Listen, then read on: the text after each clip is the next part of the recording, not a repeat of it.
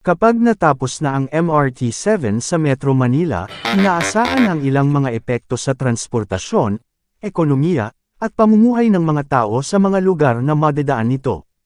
Narito ang ilan sa mga posibleng epekto. Pagbawas ng trapiko. Ang isa sa mga pangunahing layunin ng MRT-7 ay mapabuti ang sistema ng pampasaherong transportasyon sa Metro Manila. Sa pagdagdag ng isang bagong linya ng tren, inaasahan na mas mababawasan ang bilang ng mga sasakyan sa kalsada, kaya magdudulot ito ng pag-improve sa daloy ng trapiko sa mga pangunahing kalsada.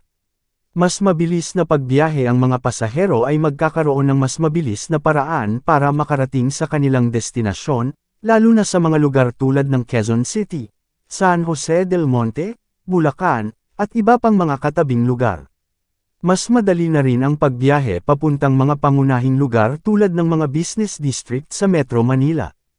Pagbuti ng ekonomiya. Ang pagtatayo ng MRT-7 ay magdudulot ng mga bagong trabaho para sa mga residente at mga manggagawa.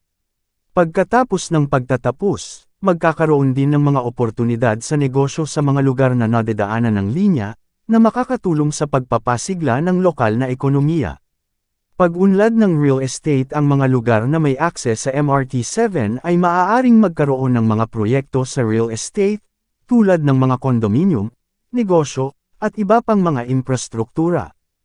Ang mga property na malapit sa mga istasyon ng MRT ay malamang natataas ang halaga. Pagbuti ng kalidad ng buhay. Dahil sa mas magaan at mabilis na sistema ng transportasyon, magkakaroon ng mas maraming oras ang mga tao para sa kanilang pamilya o libangan, kaysa sa matagal na oras na ginugol sa pagkakatrapik. Sa kabuuan, ang MRT-7 ay inaasahang magiging malaking hakbang sa pagpapabuti ng transportasyon at pamumuhay sa Metro Manila, pati na rin sa mga karatig lugar. Mr. Kasagpa here, subscribe muna yan para updated ka sa panibagong videos. Maraming salamat po.